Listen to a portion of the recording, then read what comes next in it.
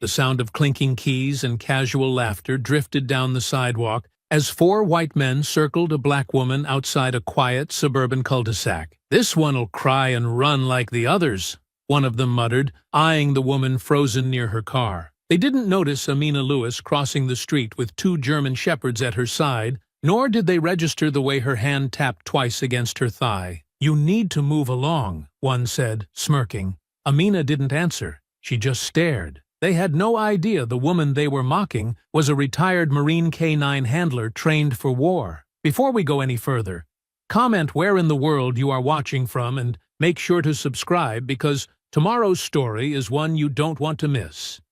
The sun hung low over the rooftops, casting long shadows across manicured lawns and trimmed hedges.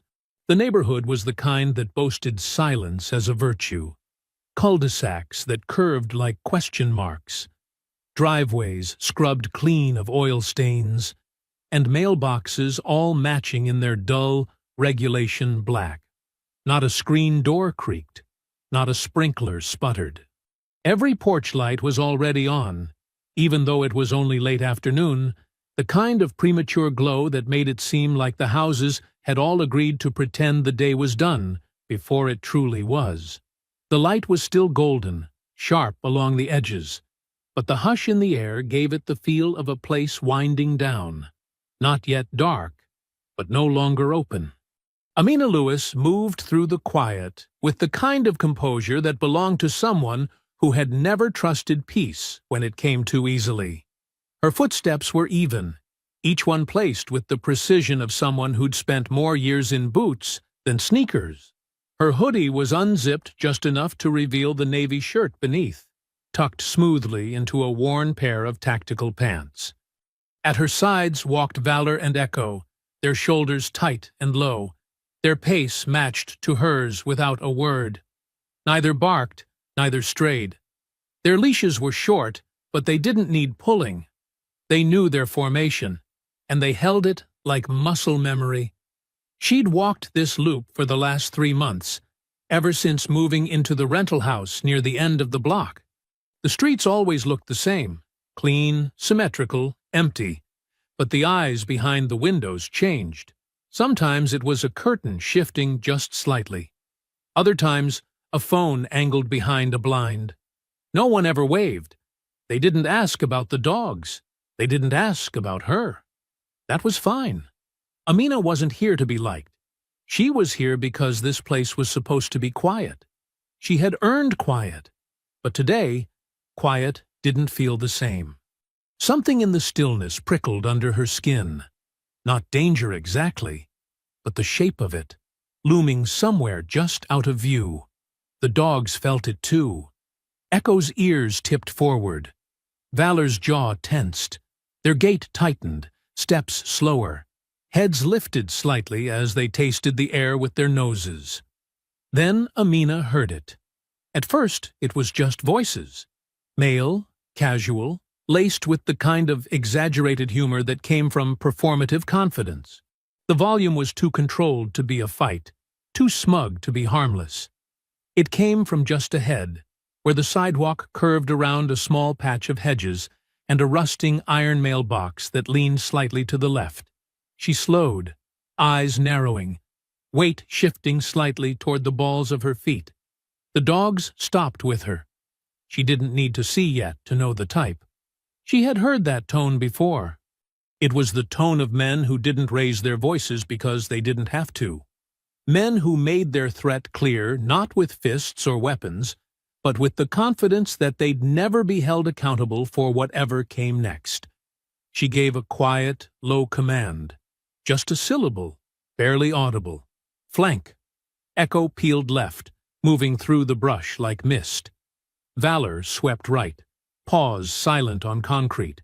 They vanished from direct view, but not from range. They knew the terrain now. They understood the perimeter. Then Amina stepped forward, rounding the hedge. She saw them at once. 4 white men, mid-30s to early 40s, spread in a semicircle that wasn't touching the woman in front of them, but didn't need to. They stood just close enough to block every exit. Their arms crossed, or half resting on their hips in a performance of relaxed dominance. Their clothes were worn but deliberate. Mud-caked boots, rolled-up sleeves, sunburned skin above open collars. Their faces held the slack expressions of men who believed nothing could stop them. Not here, not now, not from someone like her.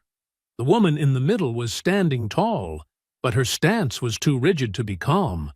She was well-dressed, navy blazer, slate blouse, gray slacks, and low heels, probably a real estate appraiser or something close to it. She held her purse strap tight enough to show white along her knuckles. Her eyes flicked sideways, just once, locking with Amina's for a breath before returning to the man in front of her.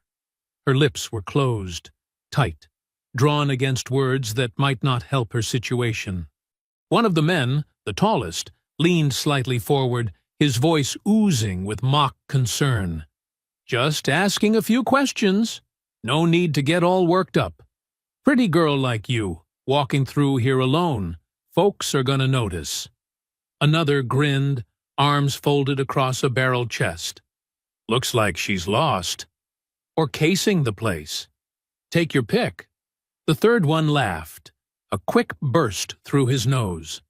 "She's probably staying in the next county over, slumming it for kicks." The last one, closest to her, took a slow step forward. His fingers rose lazily and skimmed the top button of her blazer. Not pressing, not grabbing, just hovering long enough to be felt. His voice dropped low enough that Amina barely caught the words. "Or maybe she's looking for attention." Amina moved forward, smooth and unhurried. She didn't call out. She didn't announce herself. She let her presence speak first. The men turned toward her slowly, expecting another neighbor, maybe someone who'd laugh and nod and walk on. Their smirks flickered when they registered the tone in her body. Then their eyes dropped lower and saw the dogs. Two shadows now closing behind them, low to the ground, teeth just visible beneath the still muzzles. She spoke, her voice calm, flat, and precise. "You're going to take 3 steps back, each." The man closest to the woman raised an eyebrow. "Excuse me?" She didn't blink. "You heard me." The third man snorted, glancing to the others. "You've got to be kidding. It's a theme today." "Must be some club," another added. "Women with dogs and an attitude. More like uppity women who think walking a couple dogs makes them tough," the first man muttered, just loud enough for Amina to hear. She tilted her head slightly, then moved 1 step closer. Echo edged forward from behind them, lips curling just enough to flash teeth without a sound. Valor mirrored him on the opposite side, tail rigid, head low. Amina didn't raise her voice. "One more time. Step away from her. Now." Instead, the tallest man pulled a small folding knife from his pocket, not flipping it open, just letting the gesture hang there like a dare. "Lady, I don't think you understand what kind of neighborhood this is." Amina stared at the blade, then at the man's face. She wasn't measuring risk. She was measuring sequence, distance, timing, reaction speed.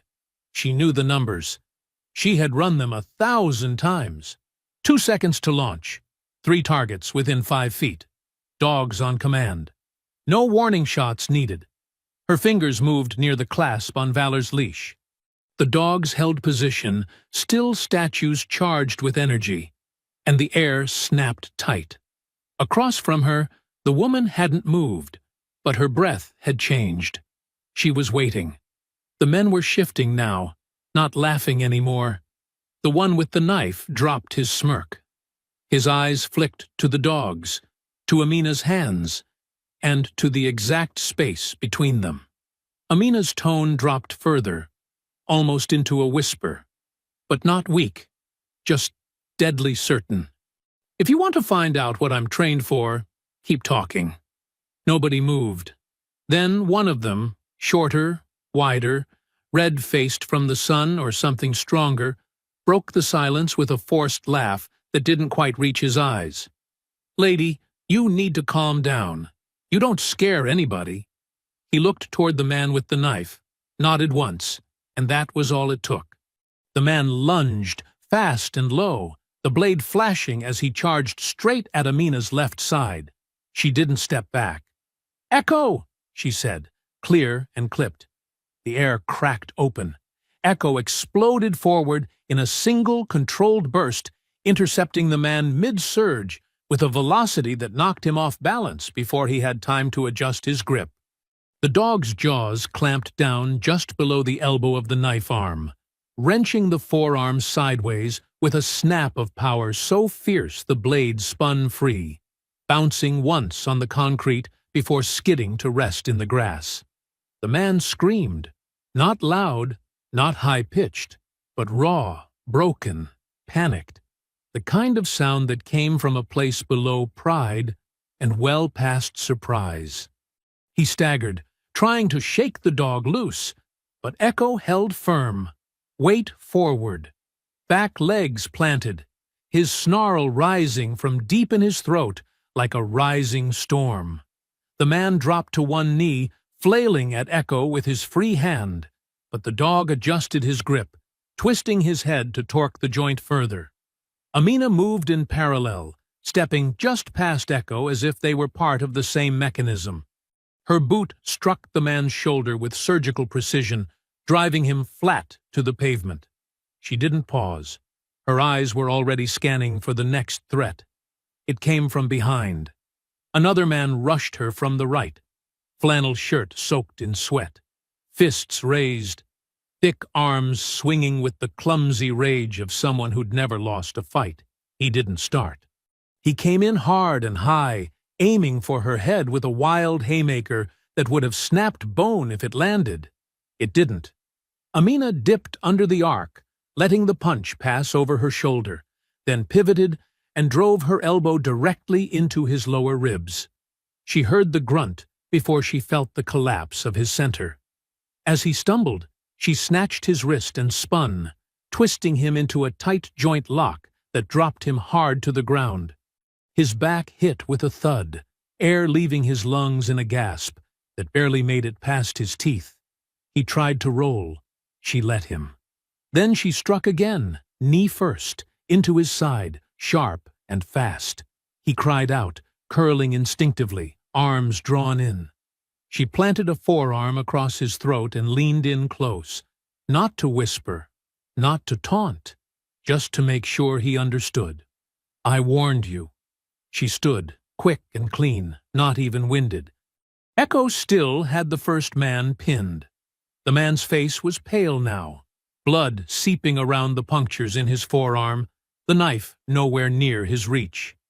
His voice was hoarse from screaming, begging the dog off, muttering that he was done. He was done. He was done. Echo didn't let go, not until Amina gave the release command. 2 words spoken sharp and low. "Let him." Echo disengaged, stepping back in one swift motion, teeth bared but no longer locked. He returned to Amina's side, posture tight, tail stiff, ready for the next. The other 2 men had been watching, one with his mouth open, the other still clenching that ridiculous baton, knuckles white, face unreadable. Their confidence had cracked, but it hadn't yet broken. Not fully. They hadn't moved to help. They'd stood there, watching, calculating whether this woman and her dogs were worth the risk. Now, they knew the answer wasn't simple. Tasha was still at the wall, eyes wide, mouth half open. Her phone trembled in her hand, pressed to her chest like a lifeline she hadn't yet figured out how to use. She hadn't cried out, hadn't screamed, but her breath had gone shallow, fast, and tight. Amina didn't turn to her. She didn't need to. She could feel the woman's terror and gratitude in the same breath, like a pulse beating just outside her own. The 2 remaining men moved in with the desperate confidence of those who couldn't afford to lose face. Their mouths had gone still, their bravado drained by the wreckage on the sidewalk, their 2 friends groaning in the dirt, one bleeding, the other clutching his ribs and wheezing through clenched teeth. But something darker had taken their place. Not fear, not yet. More like the sharpness of men raised to believe they had the right to finish what they started. Amina didn't wait. She planted her feet and, sidestepping around the nearest curb, edged closer to the stretch of street lined with parked vehicles. When the two remaining men broke cover, she backed up 3 steps and smoothly slipped between 2 parked cars, turning the choke point into her advantage. The choke point was narrow, barely enough space for one man to swing a weapon, let alone 2. Echo circled wide behind a pickup truck, paws gliding silent over the sidewalk. Valor remained close, head lowered, eyes never leaving the baton now twitching in the hand of the taller one. The man with the baton came first, eyes locked on Amina, using its metal weight like an extension of his ego. He swung high, aiming for her head, but Amina dipped under the arc, moved inside the range, and slammed her forearm into his ribs. He doubled slightly but didn't drop. She followed with a brutal palm strike to his chin that snapped his head back, then drove a heel into the inside of his thigh, just above the knee, enough to buckle him. He stumbled into the hood of a sedan, and she grabbed the back of his shirt and yanked him forward, slamming his head against the metal with a sharp metallic thud. The baton fell. He did too, but the 4th man was already coming in. This one didn't hesitate. He moved faster, younger, built with wiry strength. His hands were up, not like a boxer, but like someone who'd been in bar fights and assumed that made him lethal. He threw a quick jab that grazed Amina's shoulder, then another that caught her ribs, but her body didn't react like his had expected. No flinch, no retreat, only redirection. She stepped into the next punch and drove her elbow into the inside of his arm, jamming the joint with a twist. He howled as her boot came up in a quick arc, a sickle kick across his stomach that knocked the air clean from his lungs. Then he reached behind him and pulled a second knife. "Valor!" she said flatly. The dog moved like a shadow unchained. He swept in from the side, teeth clamping down on the man's knife arm before the blade could rise. The man's knees buckled from the shock, his body yanked sideways under Valor's weight. Amina didn't wait. She closed the distance and drove her knee into his chest, then followed with an elbow to the temple that sent him crashing against the side of a minivan. The blade skidded to the ground. Blood smeared the sidewalk now, not gushing, not fatal, but real. The kind that carried weight, consequence. Echo and Valor both returned to formation, circling with low growls, their flanks aligned with Amina's hips. She breathed through her nose, calm, scanning. No immediate threats, but she didn't stand down. Her pulse was steady, her hands still ready. The scent of sweat, metal, and disturbed dust rose in the afternoon air. One of the downed men groaned, trying to crawl toward a curb. Another coughed and spat blood onto the concrete. The baton lay forgotten under the rear wheel of a pickup. The knife glinted, untouched, in the gutter. Tasha, still clutching her phone, had stepped forward without realizing it. Her mouth parted slightly, trying to speak, but the words didn't come. She glanced toward the nearest man, still conscious, barely, then looked at Amina. "I can call someone," she said, voice dry, uncertain. "You just did," Amina replied without looking at her. "They'll be here." She turned to face the 4 bodies sprawled across the suburban street, the porch lights still glowing like distant judges in the quiet backdrop. A lawnmower buzzed somewhere 2 blocks away, indifferent to what had happened here. Tasha stepped closer. "They'll lie." "I know." "They'll say you started it. They always do." One of the men tried to push himself upright, cursing low. Tasha didn't even flinch this time. Amina looked down at him, then back at her dogs. "Stay!" she commanded. They froze. She crouched beside the man, pulled a zip tie from her back pocket, one she always carried, and cinched his hands with mechanical precision. She moved to the next, then the next.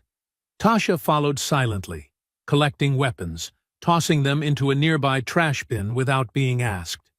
The sirens grew louder with each passing second, no longer the distant wail of someone else's emergency, but a focused, unwavering signal drawing straight toward the quiet street that had just erupted into chaos.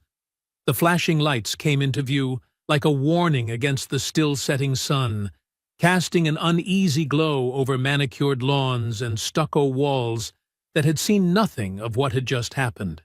The moment stretched thin as tires squealed against the curb and doors flung open before the cruisers had even fully stopped. 3 patrol cars forming a jagged line across the street, like a barricade that had come too late. Amina gave the signal without speaking twice, her tone steady and trained, as the command fell from her lips in one clear breath. Heel. The dogs moved instantly, slipping back to her sides with the same discipline they'd carried through deployments and drills, their bodies tense but controlled. Their ears turned toward the vehicles as more officers stepped out and scanned the scene with practiced, suspicious eyes. Echo remained just behind her left leg, while Valor took the right, both still as stone, but ready to move with the smallest cue. As officers fanned out around the scene, Tasha twisted free of the wall's shadow and stepped forward to stay close to Amina, now standing slightly behind and to her right, ready to back her up. Her hands were trembling slightly as she held her phone tight against her chest, but her voice managed to reach through the ringing static of approaching sirens. "You saved me," she said, barely above a whisper. "They were going to—" She trailed off, swallowing down the words, then added quickly, "Let me give you my number. If something goes wrong, I want to help. I'll tell them what really happened. They'll twist it," Amina said with quiet certainty, her eyes locked on the approaching officers. "But go ahead." Their phones moved quickly, numbers exchanged without ceremony. The silence between them didn't feel cold. It felt sharpened by urgency, by the knowledge that whatever came next would not be fair, no matter how orderly it appeared. The first officer to reach the scene scanned the men on the ground before glancing toward the woman standing tall with 2 military-trained dogs at her side. His eyes lingered on the injuries. One man bleeding from the arm, another crumpled near the sidewalk with a bloodied shirt. The others still groaning and clutching various parts of their bodies, as if they had been dragged through a fight they never expected to lose. The dogs drew his attention next, but they made no sound, didn't bare teeth, didn't move, only watched. "She came out of nowhere," the man with the bitten arm cried suddenly, voice raw and breathless, as he leaned forward and held up his injury like a badge of injustice. "Didn't even give us a chance to explain. She just sent the dogs after us. I didn't even have time to defend myself." Another man, face streaked with sweat and dirt, chimed in from his crouched position near a utility box.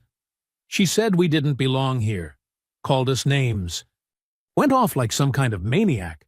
I didn't even touch the lady. She just attacked." Tasha stepped forward, unable to hold back the sound rising in her throat. "That is not what happened," she said firmly, her voice cutting through the confusion with surprising clarity. "They had me cornered. They were taunting me, threatening me. One of them had a knife. She didn't provoke anything. She protected me when I couldn't move." One of the younger officers held up his hand, his expression unreadable as he glanced from the downed men to the woman now trying to interject. "Ma'am, we'll take your statement shortly. Please stay where you are." Tasha's mouth opened to protest, but the words caught. She looked at Amina, whose expression hadn't changed since the cruisers arrived, and the silence between them now said more than anything either of them could force into the air. The back door of the third cruiser opened, and a taller man in a crisp uniform stepped out with a slow, deliberate gait that made it clear he believed the situation was already under control. Because he was here. Deputy Clayton Mays carried himself like a man who expected obedience, his every motion measured, his every glance filled with assumptions. His boots hit the pavement like a gavel striking wood. He didn't look around to understand the full scene. He only needed one glance to know who he was walking toward. "Well, well," Mays said, as his eyes settled on Amina. "Didn't expect to see your name cross my desk again. Guess we'll find out if all that Marine training holds up in court." Amina said nothing. She didn't need to. The slight tilt of her chin and the way her eyes locked on his told him she wasn't afraid, even if she was outnumbered. "She was defending me," Tasha said again, louder this time. "They're lying. You have to look at the knife.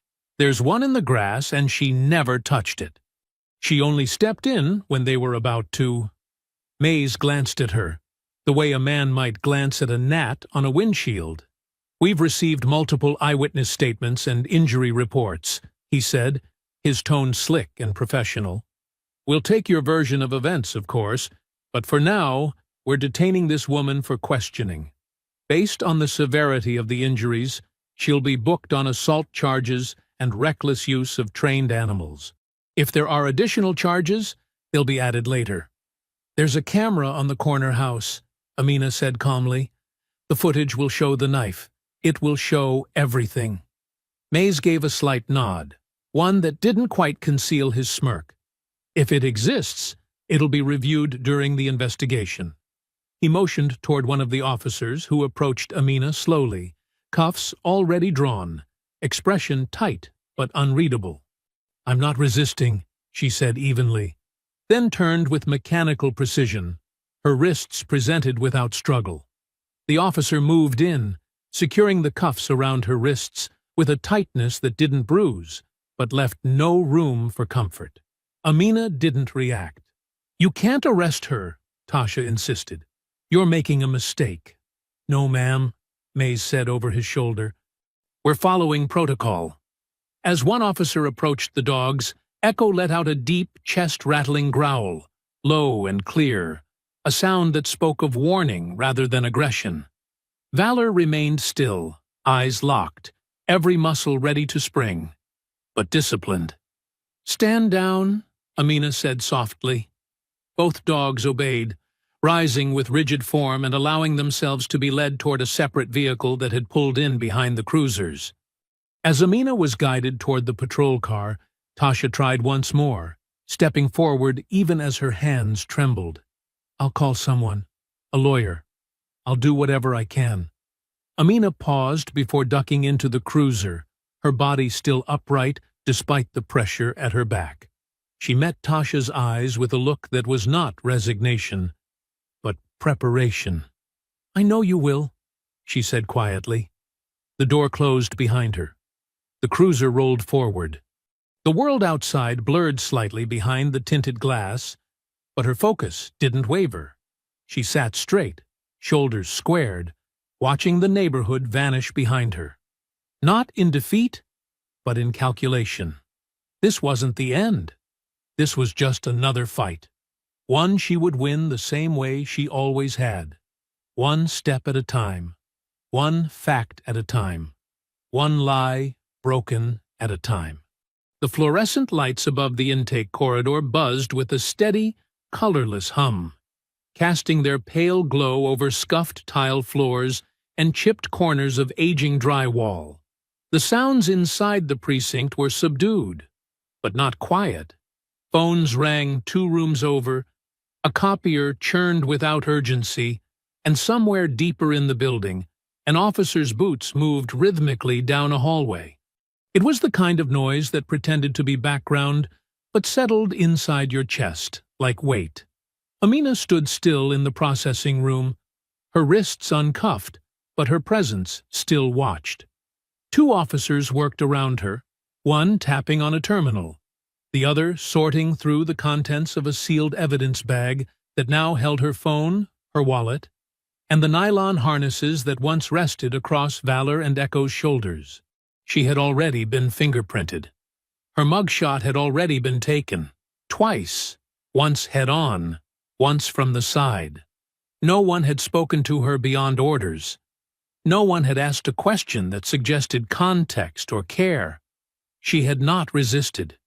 She had not spoken. But the stillness she carried into that room was not compliance. It was endurance. The dogs had been taken almost immediately after she arrived, separated and loaded into a city animal control van that pulled up just minutes after she did.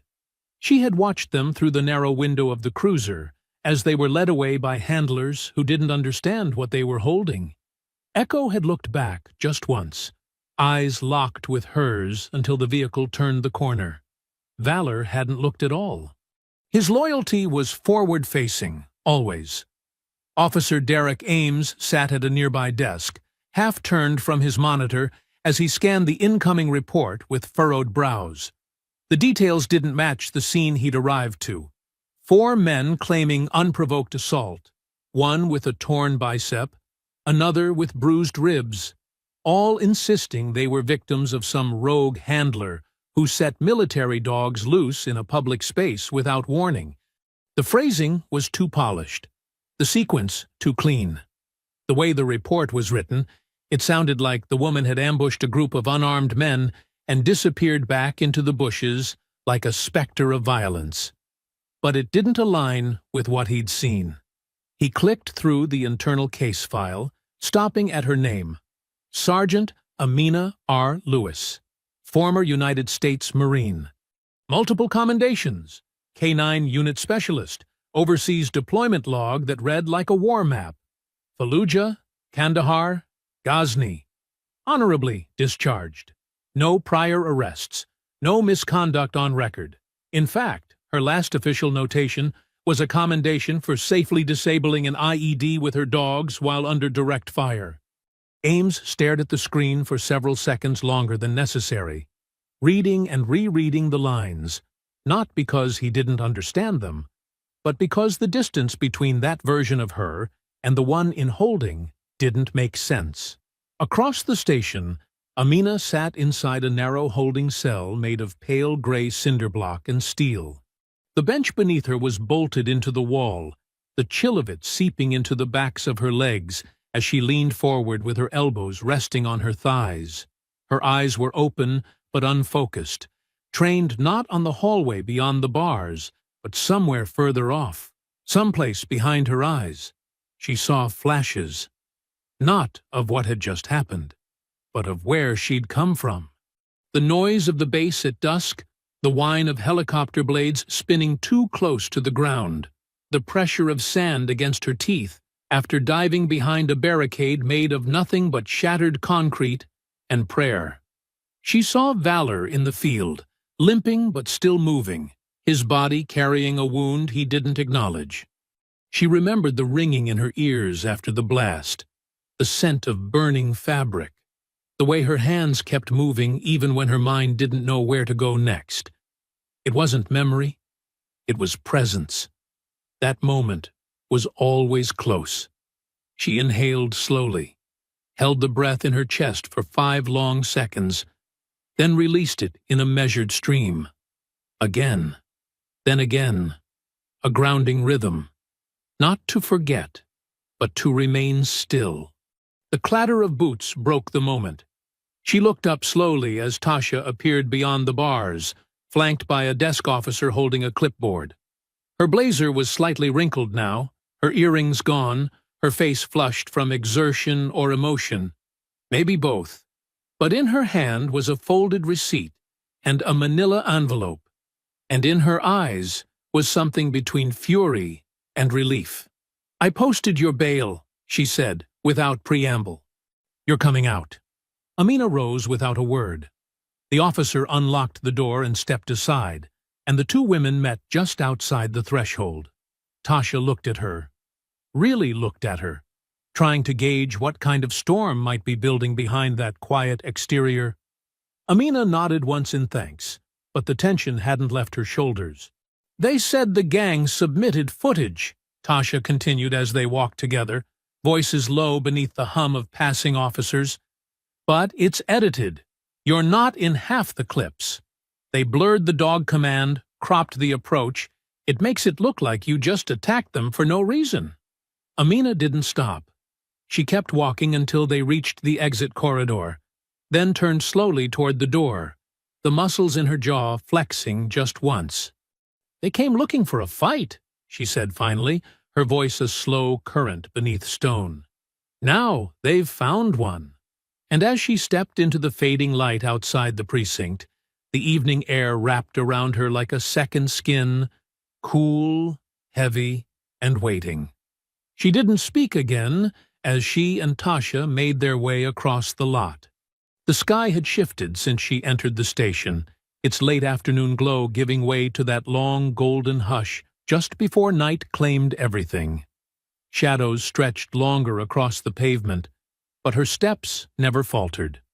Tasha walked a half-step behind, uncertain whether to keep pressing or to respect the silence. But Amina made the choice for her. "Take me to the shelter," she said, her eyes still facing forward. The local animal control facility sat just off the interstate, a squat brick building with barred windows and a security light that buzzed more than it shone. The front desk clerk barely glanced up as Amina approached, her paperwork in hand and tone sharp, but not raised. A supervisor was called. There was tension in the air, protocols referenced, a few sideways looks passed between staff, but in the end, her name was on the release. And that was all that mattered. They brought the dogs out one at a time. Echo came first, his nails clicking across the tile with careful steps, eyes sweeping the room the moment he entered. He saw her before anyone else, ears flattening for just a breath, then rising again as he moved straight toward her. He didn't bark. He didn't whine. He stopped inches from her boots and sat without being told, his eyes steady, his breath calm, as if his body was waiting for confirmation that this wasn't another test. Amina crouched and let him sniff her hand before resting it against his shoulder, firm and grounding. Valor followed next, less dramatic, but no less focused, his body pressing lightly against her leg with the silent pressure of reassurance. Both had lost nothing in discipline, but the strain in their posture spoke volumes. They didn't understand why they'd been separated. They only knew they hadn't failed. That mattered. Back at her house, the door closed with a soft clack behind them. The dogs paced the living room briefly, then settled near the couch where her go-bag sat, unopened beneath the window. Amina peeled off the outer layers of her clothing one by one, inspecting the bruises beneath with clinical detachment. The elbow she'd used to break the man's grip was tender. The muscle along her side pulsed in response to deeper bruising from a rib shot she'd absorbed without flinching. But nothing was broken. Nothing she hadn't managed before. She stood before the bathroom mirror and ran water over her hands, watched the bruises turn darker under the fluorescent light, and then turned away without bothering to clean further.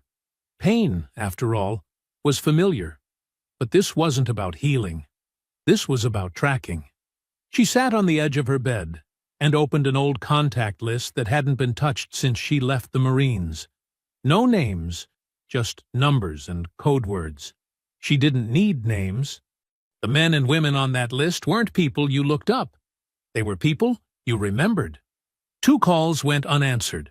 1 went straight to voicemail. The 4th picked up with no greeting. "I need a background check," she said without introduction. Ray Brewer, possibly connected to an unregistered gang operating inside the county under a civilian watch front. Known associates wear patriotic insignia, likely using social clubs to mask militia recruitment. The voice on the other end gave a low breath, followed by 2 words. "Still looking for fire?" Amina paused, then replied, "Only if I have to light it myself." 20 minutes later, she had what she needed. Ray Brewer, 45, former private contractor dishonorably discharged after a failed overseas operation tied to illegal weapons transfers. No convictions, but a long trail of dropped charges and lost evidence cases spanning across 3 states. Known to operate on the edge of militia movements and local survivalist chapters, most of them unregistered. Owned a small landscaping company that existed mostly on paper, paid cash under a dozen fake LLCs. Had been under state watch twice for suspected domestic extremism. Both times closed without escalation. Last known property listed under an alias matched an abandoned lumber mill just outside town. That was all she needed. By early evening, she had tracked one of the men from the assault, the younger one with the knife, who now walked with a slight limp, to a strip mall on the south side, where he picked up a bag from a side alley and drove a dented white pickup straight to the mill. He didn't see her tailing him. He wouldn't have known how to look. She parked 2 blocks out and went the rest on foot, sticking to the edges of the tree line, flanking low past rusted fence posts and vines that climbed through broken beams and shattered windows. The place wasn't guarded, at least not visibly, but it had been used recently. There were fresh tire tracks in the gravel, cigarette butts piled in an old paint bucket, and a narrow slit of light glowing from what looked like a second-floor office window. Amina watched from the brush and began mapping. 2 exits, no visible cameras. 1 broken back door, barricaded but not locked. Inside, movement, shadows pacing slowly, backlit by the shifting amber of old halogen bulbs. Laughter once, low and slurred, the sound of boots scuffing against old wood, the echo of something metallic being dropped and picked up again. Her mind started pulling the structure apart like a blueprint, building the route from entry to confrontation, from observation to dismantling. She whispered a single word to the dogs beside her. Stay. And as they lowered into the grass, eyes locked forward, she began the next phase.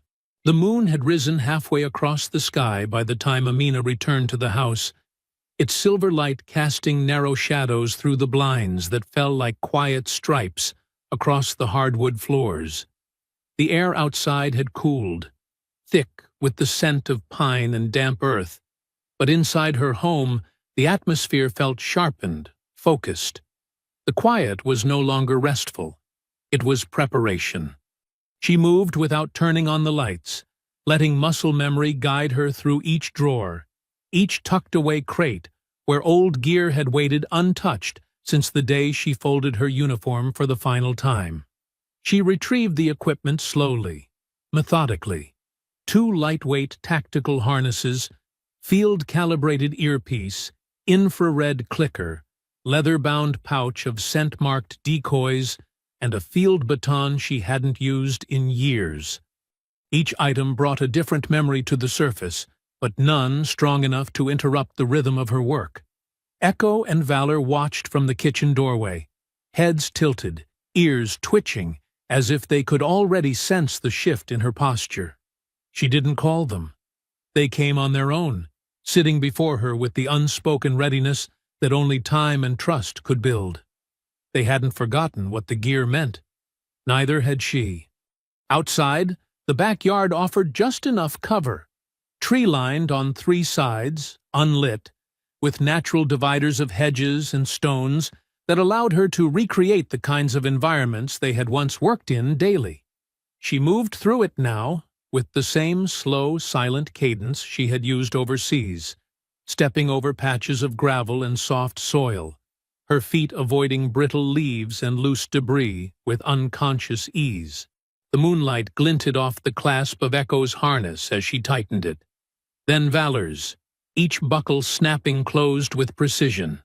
She gave the first command, low and clipped. Search. They fanned out wide, not running, but sweeping. A deliberate formation meant not to find an enemy, but to restore their own sense of rhythm.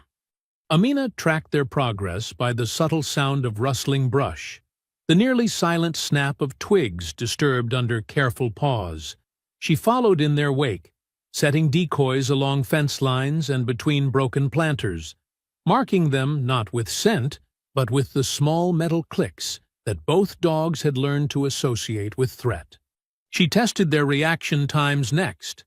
Silent signals, alternate paths, modified cues, and every time they responded not just with accuracy, but anticipation. Valor crouched low at every signal shift, tracking shadows that weren't there, his entire frame coiled with a steady alertness that mirrored her own. Echo leapt a 2-foot barrier without hesitation, circled back when prompted, and stopped short of the final decoy with perfect body control. This wasn't just training, it was remembrance. She paused for water, crouching beside the raised garden bed that now served as a tactical marker, and rested a hand against Echo's side. Her mind slipped then, not by choice, but by rhythm, into the past, pulled backward into memory by the weight of silence that smelled like sand. It had been Iraq, summer of 2007, the outskirts of a town most maps didn't mark.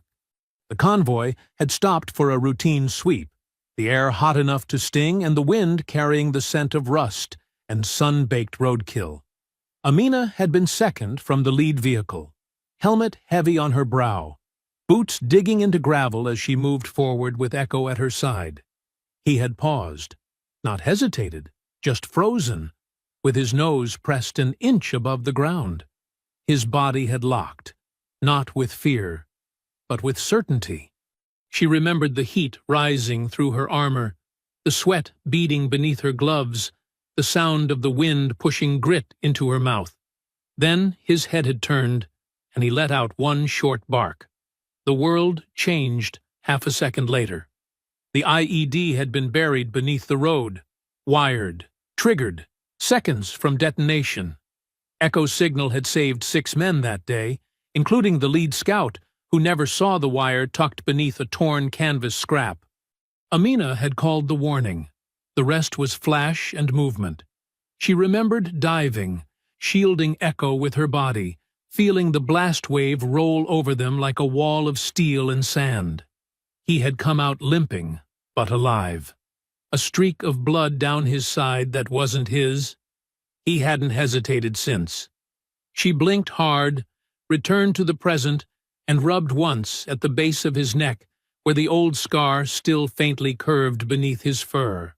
He didn't look back. He was already watching the fence again.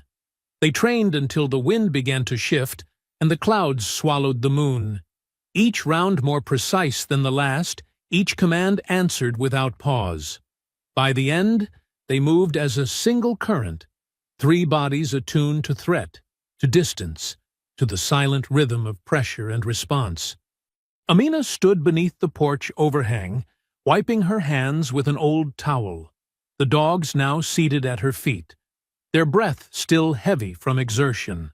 She didn't feel tired. She felt sharpened. The mill was waiting, and they weren't going in unprepared. The night air carried the scent of pine, rain-soaked soil, and rusted metal, as Amina moved through the tree line with the silence of someone who had studied the terrain until it breathed with her. The lumber mill stood ahead, half swallowed in shadow, its rusted siding gleaming faintly under the silver hue of a cloud-stripped moon. The structure no longer looked abandoned. It looked occupied in the way that dens are when predators sleep inside them. A yellow light flickered in one upper window, the only sign of movement besides the muted sounds of a radio playing low inside, distorted by distance and warped insulation. She crouched beside a drainage ditch near the rear fence and pulled out the wire cutter from her thigh pouch, testing each snip for noise before working through the bottom row of sagging chain link. She didn't crawl through. She didn't rush. She shifted forward like water might, body angled low, limbs precise, her bag snug against her back, the dogs remaining behind the perimeter under a firm whisper of command. They wouldn't need to enter tonight. This was reconnaissance, not confrontation. By the time she reached the utility box on the north end of the building, her gloves were already on, and her movements had slowed to a fraction of their daytime speed. The panel's rusted lip gave just enough resistance to test her patience, but not enough to stop her. Inside, The wiring was sloppy. Copper bends twisted and rerouted by someone who likely fancied himself an expert without ever passing a certification. Her hands moved with fluid confidence as she located the primary breaker, sliced through the insulation shielding with a hooked blade, and reconnected the live wire through her portable loop charger with enough delay to knock out power for 15 seconds. Just enough time to shift the house into confusion. Just enough to make sure the cameras, if any, went blind for the stretch that mattered. The moment the lights cut, she moved. She crossed the gravel yard to the side loading door, already marked in her mind during the last stakeout as half-rotted and poorly latched. It yielded to her shoulder with a gentle groan that she absorbed with a layered cloth to muffle the sound. Inside, the air smelled like gasoline, sweat, and old lumber. The scent of human presence was heavy.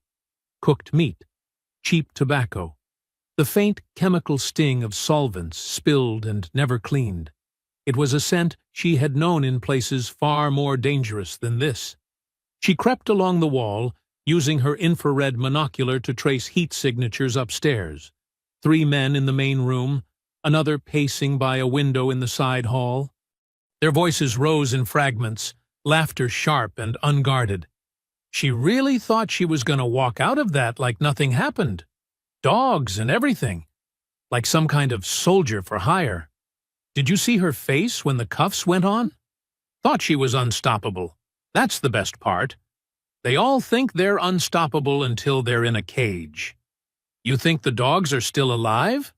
I hope they're not. Animals like that don't belong in public. Laughter followed again. Careless, unfiltered. The kind that bloomed in places where consequences never reached. Amina didn't react. She simply lifted the recorder from her vest and pressed it on. The small green light pulsing once before disappearing into the fabric. She recorded every second, stepping slowly toward the stairwell, camera angled for distance audio. She didn't need to get close.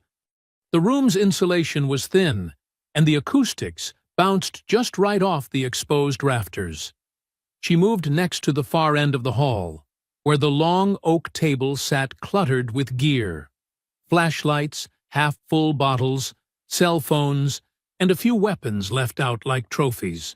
She reached into her pack and retrieved the device, its casing no bigger than a palm, the pin already loosened but not pulled.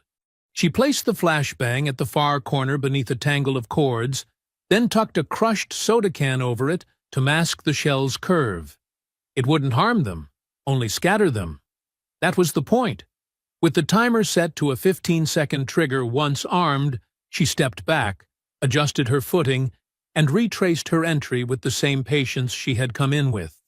She moved past crates marked with phony cereals, overboards warped by rain and time, and out into the open night once more before finally slipping back under the fence and into the dark belly of the woods. She didn't look back. She didn't need to. The flashbang detonated 2 minutes later, sending a thunderclap through the surrounding trees and a shock of white light that burst through the mill's window like lightning.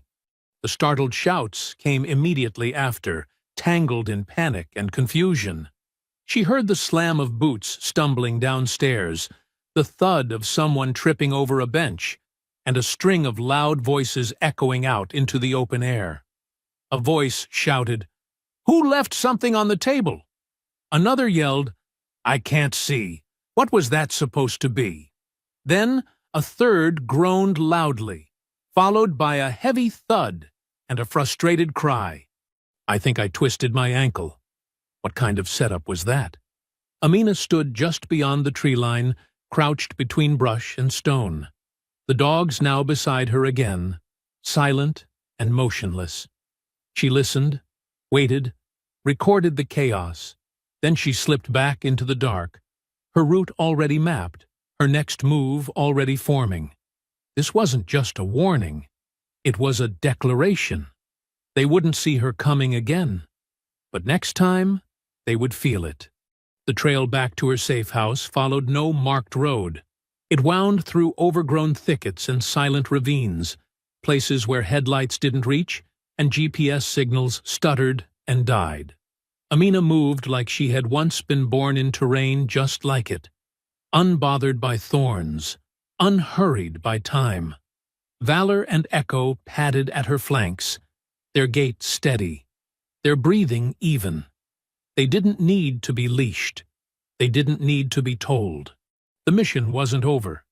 By the time they returned to the cabin nestled between two dead ridgelines, dawn had begun bleeding across the horizon. She fed the dogs by hand, whispering praise, inspecting each paw for cuts, each flank for bruises.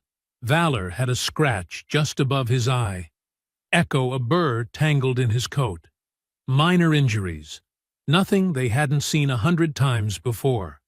She tended to them as she would a team, not pets, respect between equals forged in fire and grit. When they finally settled at her feet, she sat beside them, arms draped loosely over her knees, eyes fixed on nothing in particular. Inside the cabin, the printer hummed quietly as a new stack of pages emerged. Names, property deeds, traffic citations, militia membership forums. She had cracked into a network of faces and aliases surrounding Ray Brewer, each one a thread in the tapestry that protected him. Some were petty criminals playing soldier in the woods. Others were more dangerous, ex-contractors with dishonorable discharges, men with sealed records and still active connections to paramilitary outfits. They weren't just four thugs on a street. They were part of something deeper. She was unraveling it, piece by piece. At the same time, miles away, Officer Ames sat alone in the precinct evidence room, the flicker of the security camera looping through old footage on a grainy screen. He didn't trust the silence around Amina's case. Every answer he received felt pre-written. The official report still cited her as the aggressor, despite witness inconsistencies and a mountain of red flags. The audio file he received anonymously played in his head over and over again. The tone, the cruelty, the complete lack of hesitation. That morning, he asked to see the full footage from the patrol vehicle's dash cam the day of the arrest. It had been redacted, cut short right after Amina's arrest, just before the injured gang member began shouting threats from the sidewalk. When Ames asked why the last 2 minutes were gone, the clerk shrugged and said it must have been a corruption in the data. He didn't believe her. He asked to review the animal control orders for Echo and Valor. The records showed the dogs had been labeled aggressive on entry. Standard protocol, they said. Except one note stood out. A handler's signature marked the log, but it didn't belong to anyone employed at the shelter. That was the crack. And cracks always led somewhere. By afternoon, he was reviewing internal complaints filed against Deputy Mays, most dismissed without follow-up. One name appeared twice, Ray Brewer. No charges, no statements, just references to prior warnings and community tension. Ames didn't say a word. He printed what he found and placed it into a manila folder. Then he left the station early, citing a family emergency. The truth was simpler. He needed time off the books. Back in the cabin, Amina laid out a map across the floor, marking each confirmed location with careful red ink. Brewer's family had ties to the land the lumber mill stood on. One cousin worked dispatch in the county next door. Another ran a so-called veteran outreach group that didn't actually have a single registered veteran on record. And yet, for all their camouflage, she had eyes on them now. More importantly, she had rhythm. The crew moved in routines, morning drives, midday pickups, late-night gatherings with the same vehicles parked outside each time. They rotated patrols like men expecting trouble but not understanding how it would arrive. She made her next decision without flinching. The next strike wouldn't be a warning. It wouldn't be a prank. It would be an exposure. Everything they'd buried, every alias, every fake business license, Every threat they made behind locked doors would be dragged into daylight. But to do it right, she needed one last thing: access to their records. And to get that, she needed Ames. The hallway outside the break room held the quiet kind of tension only old buildings could bottle. Stale air caught between peeling beige walls, the hum of fluorescent lights, and the weight of too many conversations that had never been written down. Officer Ames waited by the bulletin board, hands in his pockets, eyes scanning the crumpled paper notices of bake sales and retirement ceremonies, none of which felt real anymore. When Deputy Mays emerged from the side corridor, his uniform crisp and his smirk already in place, the moment crystallized. "You've been poking around," Mays said, not bothering with small talk. His voice had the easy swagger of a man who believed consequence was something that happened to other people. Ames didn't move, didn't blink. "You lied in your report." Mays's smile twitched. "You got a badge and a keyboard, Ames." "I got eyes on the ground. What I wrote is what I saw." "No, what you wrote is what you wanted to be true." Mays stepped in closer, lowering his voice, but not his tone. "You don't want to get involved in this? Trust me. It's bigger than a dog bite and a broken nose." "I know," Ames said quietly. "That's the problem." He didn't stay to argue. He turned, walked out, and left Mays standing there, jaw tight, watching him go. Later that night, the burner phone buzzed once on Ames's kitchen counter. No name, no number, just a blinking message. "Encrypted file. Verify before opening." He scanned the thumbprint-locked folder twice before decrypting it with the string of numbers Amina had buried in the metadata. Coordinates, police reports, satellite photos, and a partial personnel list from the so-called outreach group Brewer ran, most names flagged in a federal database for ties to known extremist factions.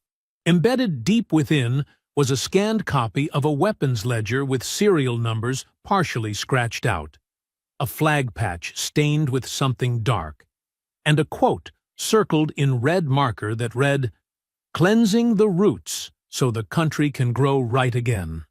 Ames sat in silence for several minutes, piecing it all together. The mill wasn't just a hideout, it was a funnel, a safe zone for their storage, their meetings, their orders. The arrest of Amina wasn't an overreaction.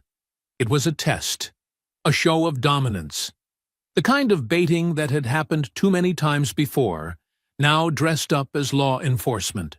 The next message came from Tasha Monroe. Her voice, tired but resolute, played through a voicemail she'd saved and finally forwarded to Ames after hours of debating whether she was ready to get involved again. "Hey, it's me. You remember that lady from the other day, with the dogs?" "Yeah, well, guess what? Cops actually booked her. You believe that? I told you she wasn't the problem. Anyway, thought you'd like to know. Ray was laughing about it. Said it was fun getting the dog handler booked like it was sport. His words. I recorded the call. You want the file, or what?" He wanted the file. Within the hour, the recording was in the hands of Internal Affairs. Ames didn't attach his name. He sent it anonymously, but he knew it would land with weight. Enough to force a closer look. Enough to raise internal flags they could no longer ignore. That same night, on the edge of the mill's property, a soft thud echoed through the back lot, barely louder than a dropped toolbox. Then came the hiss of chemical smoke as a distraction device, buried beneath a tarp near their generator, discharged with a sharp pop and a plume of white that sent two of the men sprinting out the side door. They cursed and waved the smoke away, blind and disoriented, unaware of the shadow that moved silently through the gap in the rear loading dock. Amina's boots made no sound against the warped floorboards. She slipped between beams and stairwells like memory, her route pre-mapped and precise. The office sat upstairs, behind a battered steel door that didn't quite shut flush. She slid inside, bypassed the deadbolt, and scanned the shelves for what she needed. 3 locked ammo boxes, 2 file crates, and a reinforced drawer that took her 20 seconds to open with a tension wrench and a steady hand. Inside were the ledger books, 3 in total. The first tracked fuel and equipment, the second listed security codes. The third was more cryptic: partial payments, weapon models, meeting logs, all in shorthand and symbols. One page bore a crude sketch of the same hate symbol tattooed on the hand of the man who had first lunged at her in the street. Another page referenced payment received for handling dogs with prejudice. She didn't smile. She didn't pause. She just photographed everything, downloaded the contents of the desktop hard drive, and placed a small traceable GPS tracker in the spine of the binder labeled Donors. Let them try to run. She'd know where they went. As the smoke in the lot began to clear and the voices outside turned sharper, Amina slipped out the same way she came, vanishing into the tree line with the weight of proof strapped to her back and a hand resting on Valor's shoulder. The records room was never quiet the way a place of knowledge should be. The old courthouse basement buzzed with the tired hum of fluorescent lights and the slow churn of forgotten history etched into manila folders, microfilm reels, and metal filing cabinets with locks nobody had bothered to change in decades. Officer Ames sat with the smell of dust and aging paper pressing against his skin. The file he had just opened splayed across his lap like something too sacred to touch casually. The name across the top read Raymond Brewer, Jr. In red ink, barely visible through time, was a single stamped line: Juvenile record sealed by order of Judge S. Langston. But Ames had learned enough to know that sealed didn't mean invisible. It hadn't taken much digging once he followed the family tree. Ray Brewer, leader of a white nationalist gang hidden behind rural Americana politeness, was the son of Harold Brewer, the former sheriff of Cedar Hills County. Retired 5 years ago, beloved by locals, and buried in enough small-town accolades to drown suspicion. But a name from 12 years back had tripped the wire: Julio Ramirez, 16, last seen near a gas station on the east side of town, last seen arguing with Ray Brewer, then a high school senior already facing suspension for assault. The missing persons report had been filed by Julio's cousin. It sat buried under dozens of routine juvenile disturbances, never investigated. Not seriously. And not since. Ames's fingers hovered over the grainy photocopied photo of the boy. Thin frame, sharp eyes, a jaw set with that quiet defiance that never had a chance to harden into adulthood. The case had vanished like so many others had, choked by the roots of power left untouched for too long. The next discovery didn't come from inside a database. It came from Tasha Monroe. Her voice was brittle when she called, like something under pressure, but she didn't waste time. "There's more," she said. "I've been digging. Old blog posts, community boards, little things people delete when they think no one's watching. I found a post from Julio's aunt. Said she heard Brewer bragging about shutting him up back then. Nobody believed her. The post is old, archived, but it's still there. I sent you the link." Ames didn't ask how she found it. He just opened it, read it twice, then started tracing the post's origin. The deeper it went, the more it confirmed what Amina had already begun to sense: that Brewer and his crew weren't just dangerous, they were protected, cultivated, systemic. That same night, Amina stood in the darkened corner of a junkyard that reeked of oil and old rust, the skeletal remains of engines and chassis piled around her like metal gravestones. The man in front of her, sweat-soaked and breathing through a split lip, leaned back against a stripped-out truck cab, his eyes never leaving the black mass of Valor and Echo, standing only a few feet from him. She didn't raise her voice. She didn't have to. Her tone was measured, her posture calm, but everything about her radiated intention. The dogs responded not with snarls, but with stillness, the kind that felt more dangerous than noise. "You know what this place used to be?" she asked. "Military salvage. Some of these parts were pulled from downed convoys overseas. There's a rhythm to wreckage if you know how to listen. Every piece tells a story. So will you." The man swallowed. He wasn't the muscle of the group. He was the errand boy, the one who ran smokes, stood lookout, laughed loudest when others led. He wasn't built for pressure. "They have a list," he said, fast, words tumbling now. "Names, people they followed, tested, pushed. Some got scared off, some didn't. Kids, too. One boy, 10, maybe 11, they said he was stealing bikes. Ray beat him. They said he got what he deserved." "What happened to him?" Amina asked, stepping closer. "He moved. Or, they said he moved. I don't know. They said he was undocumented. Nobody would care. I didn't touch him, I swear. I just drove." Amina didn't blink. "Where's the list?" "Mill office. Ledger drawer under the floor panel. Marked with green tape." "And Ramirez?" she asked, her voice even softer. The man flinched. "I never met him. That was before me. But they talk. They say Brewer made an example of him." Amina gave a subtle hand signal. Valor stepped back. Echo circled once, then stood at her side. She nodded once and turned away, leaving the man where he was, curled against cold steel. By the time she returned to the cabin, her mind had already mapped the final push. The list. The ledger. The final piece of evidence they needed to turn rumor into proof, corruption into collapse. She wasn't operating alone anymore. She had allies. Tasha with her fire. Ames with his conscience. Even the man she'd just left behind had cracked under truth's weight. And when systems refused to confront their rot, it fell to those outside them to tear the roots free. The server room was hidden beneath the county records office. 2 floors down, past a door with a faded caution sign and a keypad, no one bothered to update after the last renovation.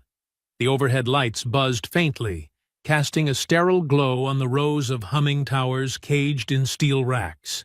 To anyone else, it would have seemed like a place too quiet to be dangerous, too cold to carry weight. But Amina moved through it with purpose, her every step aligned to a sequence long etched into her instincts. She wore black from boots to collar. Nothing flashy, nothing reflective. Her pack sat flush against her back, lightened to essentials.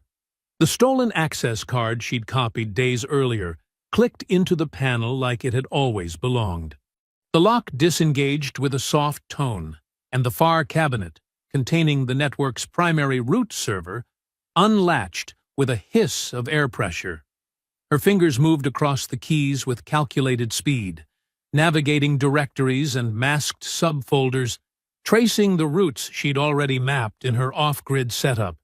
She bypassed 2 system flags, scrubbed her trace, and uploaded the compiled evidence, a trove of documents, videos, scanned files, and audio recordings that laid bare everything Brewer and his men had built.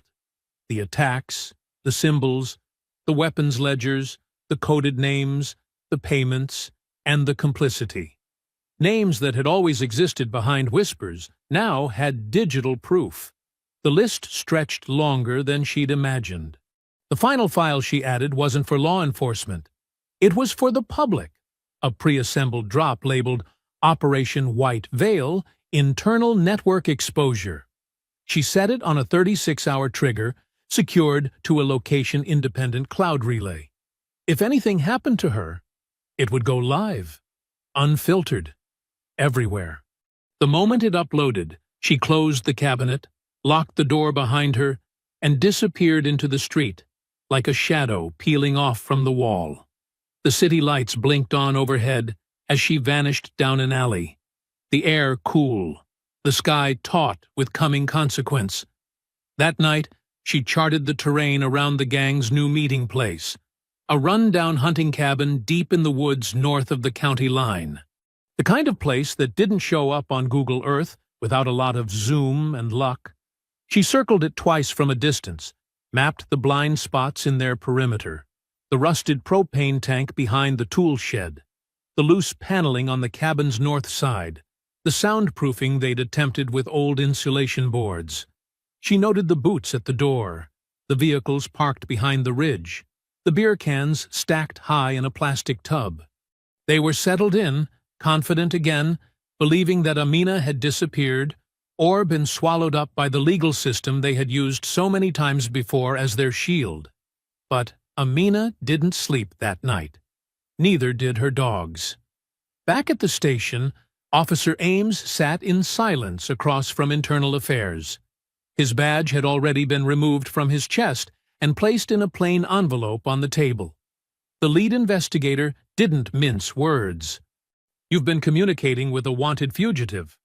"Wrongfully accused," Ames replied, his voice calm, his spine unbending.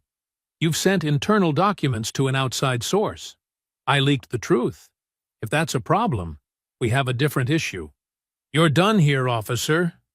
He stood without answering, walked out with his head high, and didn't look back. His phone buzzed once in his pocket before he reached the exit. It was Amina. A single message. Final stage. 0200 hours. Broadcast if I go dark. But Ames didn't need the timer. He had already taken precautions of his own.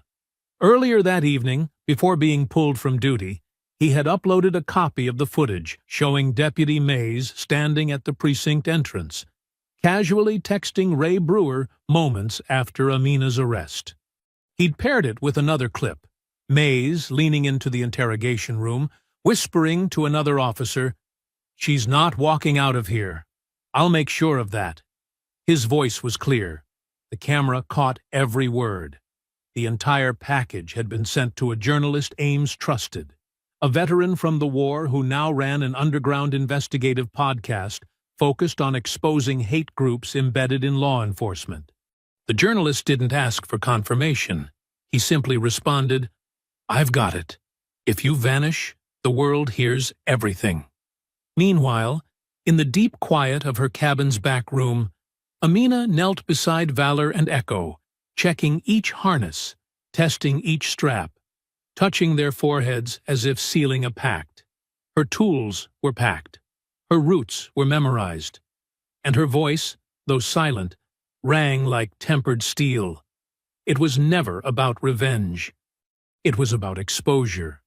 If the system wouldn't clean its own rot, she would cut it out, piece by piece. The cabin appeared through the trees like a bruise against the hillside. Its walls dark with rot and damp, a single yellow bulb flickering above the front door, casting warped shadows across the porch, where rusted tools and empty bottles littered the floorboards. Amina stopped at the tree line, one hand resting lightly on Echo's back, as Valor eased forward, his body low, his breathing shallow but measured. The scent of stale beer and gun oil hung in the stillness, but so did something else. Complacency. She scanned the perimeter first, eyes sweeping across the truck parked at an angle near the shed, and the careless sprawl of extension cords leading to a generator coughing behind the building. They weren't expecting visitors. That much was clear. But just because they were sloppy didn't mean they were harmless. She knew better. The men inside were the kind who thrived on control, who mistook fear for respect and numbers for strength. Tonight, they would learn the difference. Amina tapped her thigh twice. Echo vanished into the dark, cutting wide toward the rear, while Valor slinked toward the side entrance, staying low beneath the broken gutters. She followed between them, a silent current moving through shadows, her footfalls absorbed by wet soil and pine needles. At the edge of the porch, she paused, crouched, and waited. Inside, someone knocked over a bottle. Laughter followed, then a voice slurred with the weight of cheap whiskey. Oh, she screamed like a stuck pig. You should have seen her run. Another voice grunted in response, but it was closer, just beyond the door. Amina counted her breath, then her options. She reached for the small switch on her belt, pressed it, and a thin arc of current flickered to life at the end of her stun baton. It hummed with quiet promise. From the other side of the cabin, Echo gave a low signal bark, one short chuff. Contact made. The side door creaked open. A man stepped out with a cigarette in one hand, a pistol holstered against his hip, and the kind of swagger that came from not knowing you were already marked. Before he even noticed her, Valor lunged from the shadows and slammed into his legs like a battering ram. The man buckled instantly, the cigarette flipping out of his mouth as he crashed onto his back with a scream muffled by Echo closing in fast. Amina moved in tandem, gripping the baton and driving it into the side of his ribs before he could reach his weapon. He convulsed once, then dropped, twitching, still conscious but incapable of reaching his sidearm. From inside, someone shouted, "What the?" Amina was already moving. She rolled through the open door, landing behind a broken recliner as one of the gang members, a thick-necked man in a stained hunting vest, drew a knife and charged. She didn't hesitate.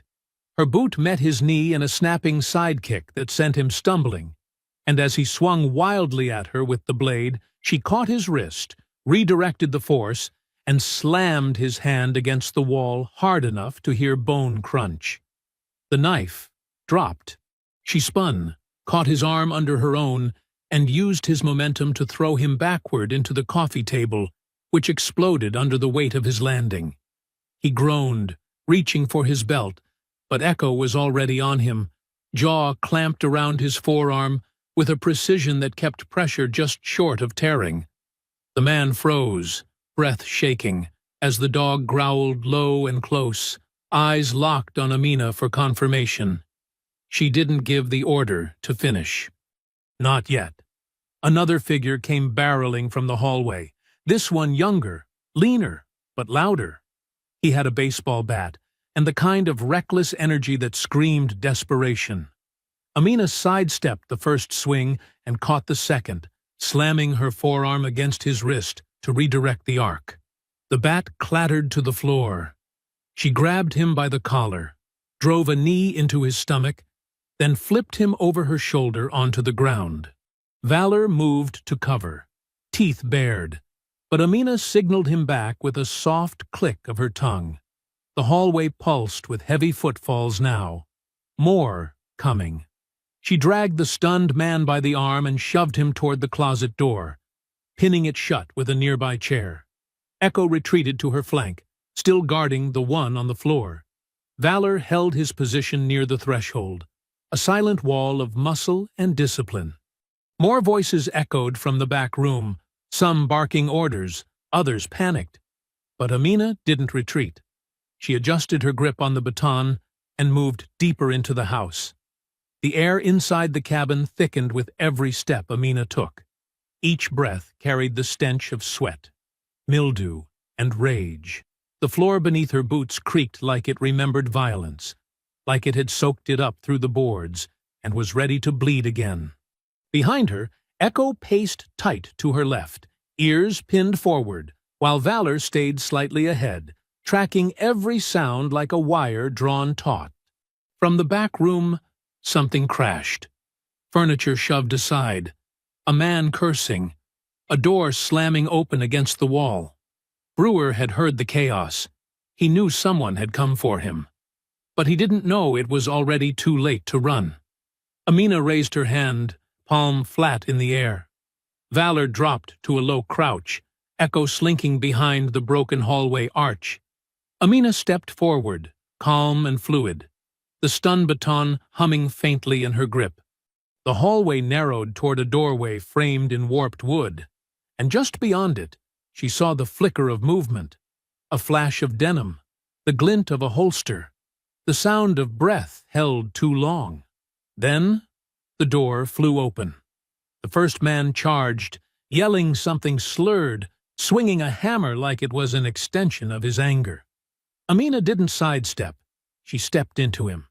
The baton arced in a tight crescent, struck the inside of his wrist, and his grip shattered. She caught the hammer mid-drop and drove the butt of it into his ribs. The breath left him in a bark, and before he could double over, Echo surged past her in a blur of muscle and fury. The dog's weight took him off his feet, crashing him through a sagging bookshelf that rained splinters and moldy paper. Two more came behind him, moving together, one with a tire iron, the other with a jagged hunting knife. They didn't hesitate. They saw a lone woman in a hallway and thought numbers meant victory. They didn't see the signal. Amina's left hand flicking once, low and tight.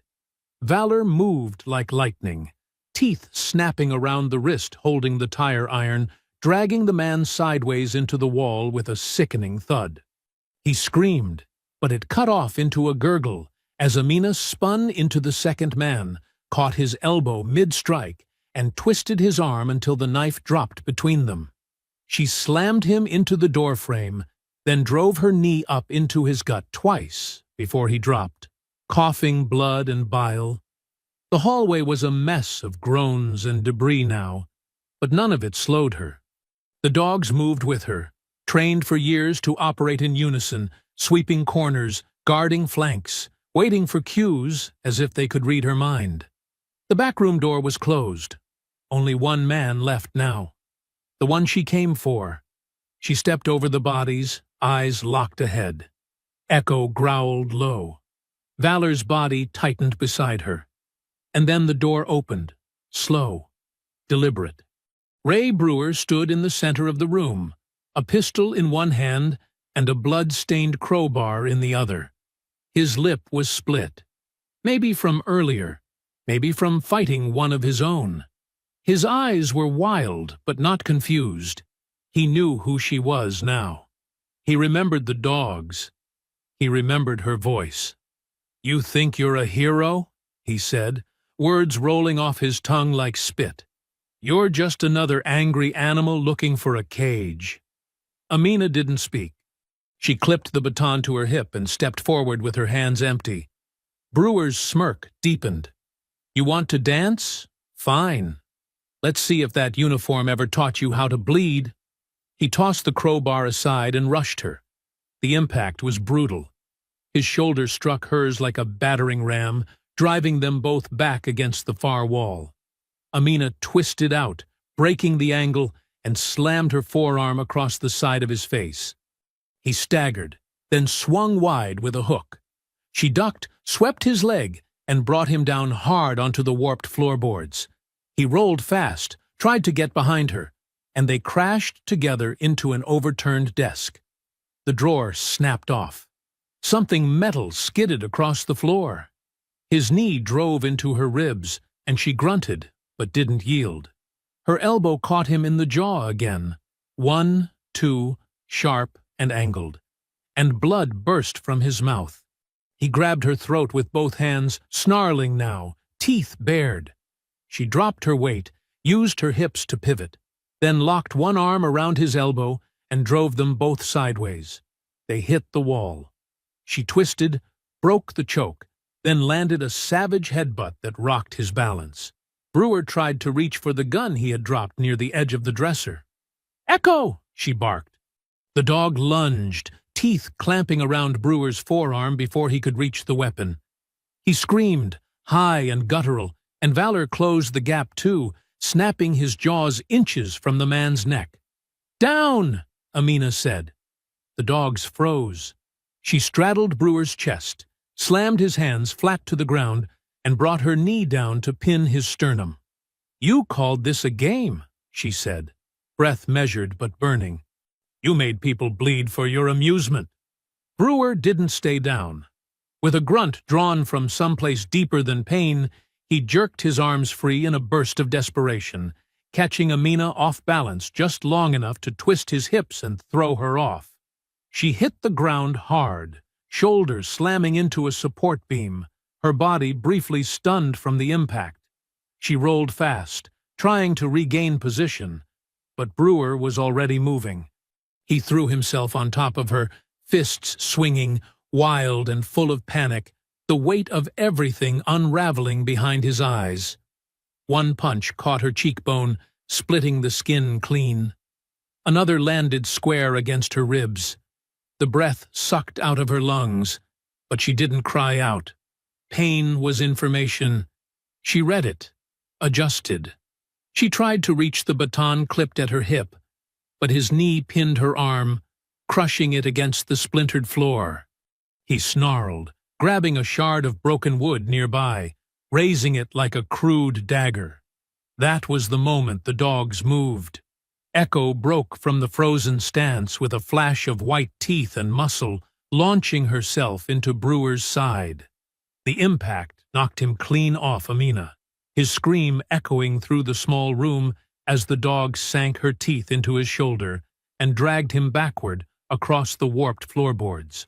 Valor surged next, flanking from the other side, his growl low and sustained like a warning issued from something older than language. He didn't bite, but he pressed close, trapping Brewer's legs, forcing him flat, overwhelmed on every side. Amina rose slowly, wiping blood from her mouth, her breathing steadying again as her pulse slowed just enough to think clearly. She approached them, her silhouette framed against the flickering bulb overhead, body marked with bruises but unshaken. "Hold," she said, and the dogs froze again, lips curled but obeying.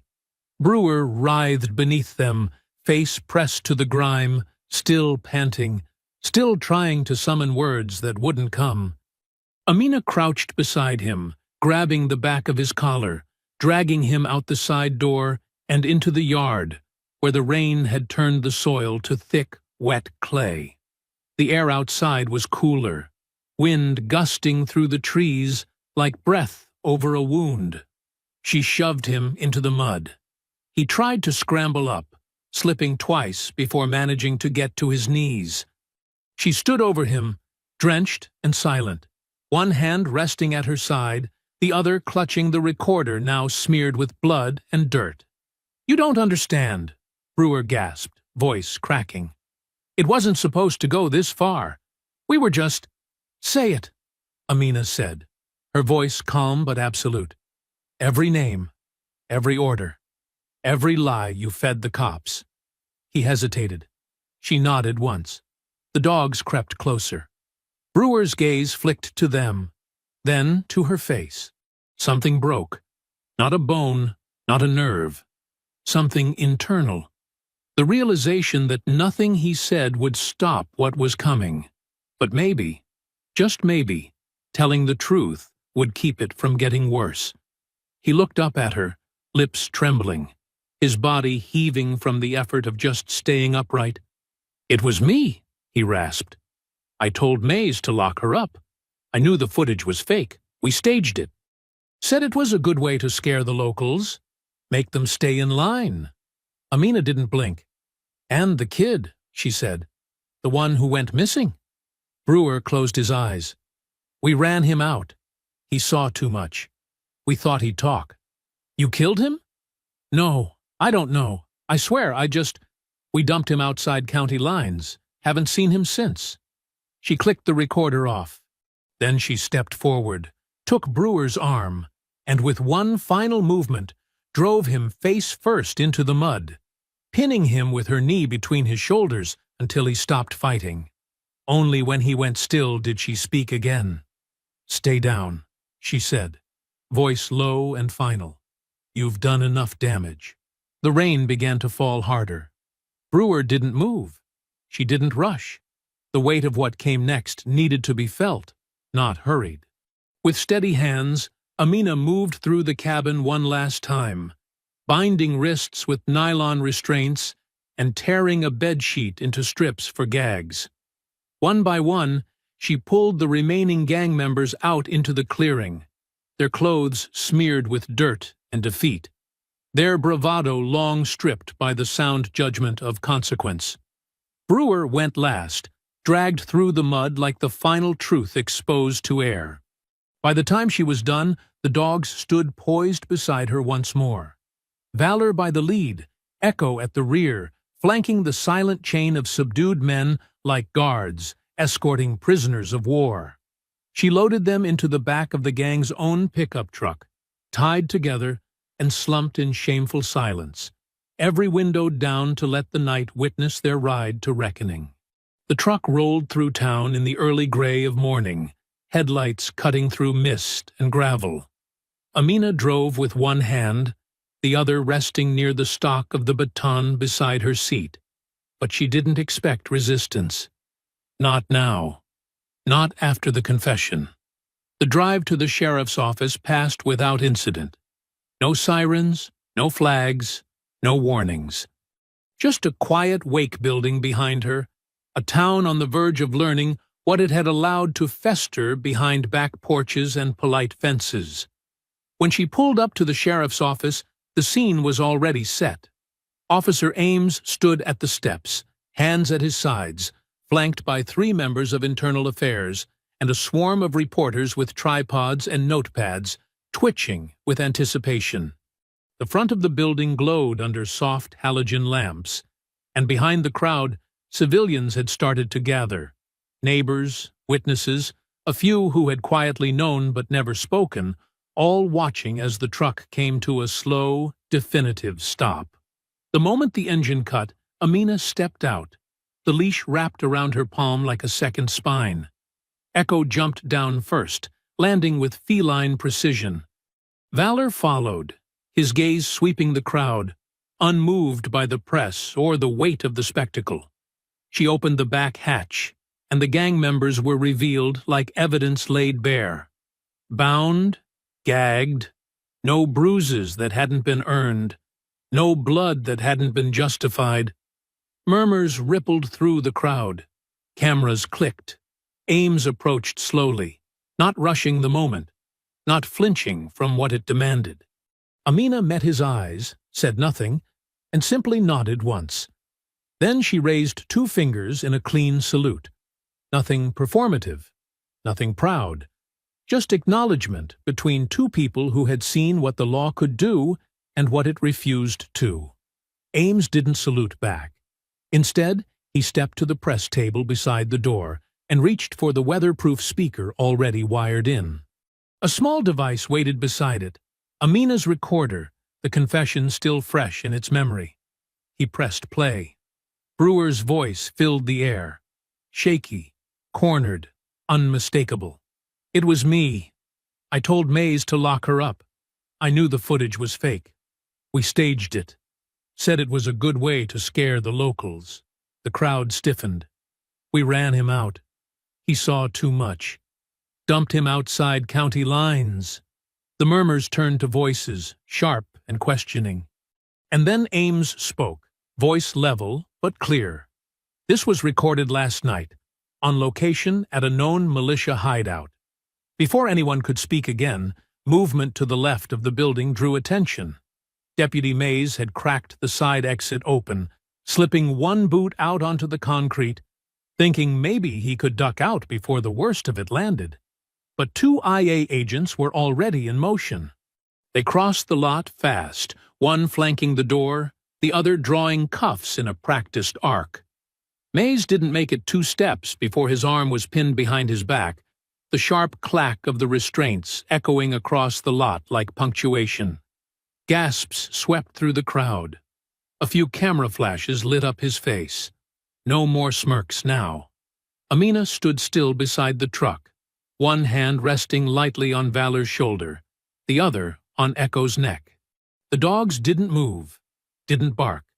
They sat like carved statues, watching it unfold with the same steady presence they had held through war zones, through training grounds, through every trial that had made them more than animals. They were witnesses now, too. Brewer and the others were pulled from the truck by uniformed deputies brought in from neighboring districts, their faces pale and streaked with fear, their bodies bent under the weight of the public eye. No one stepped forward to defend them. No one pretended not to know. Ames turned to the crowd. There will be a full investigation. internal and criminal. The department will cooperate completely. The press erupted. Microphones extended. But Amina didn't wait for the storm.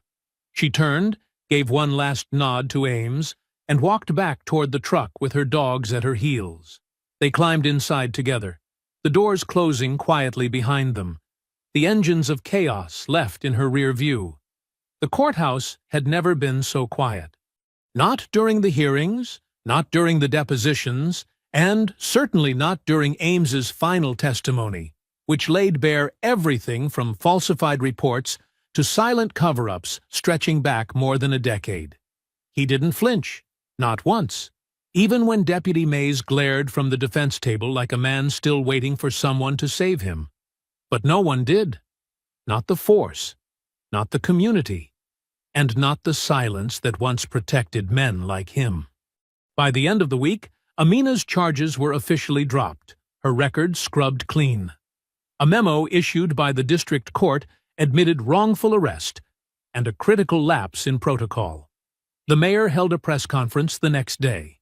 Standing stiffly beside the county seal, her voice caught somewhere between guilt and damage control, she offered an apology to Amina, public, formal, and practiced.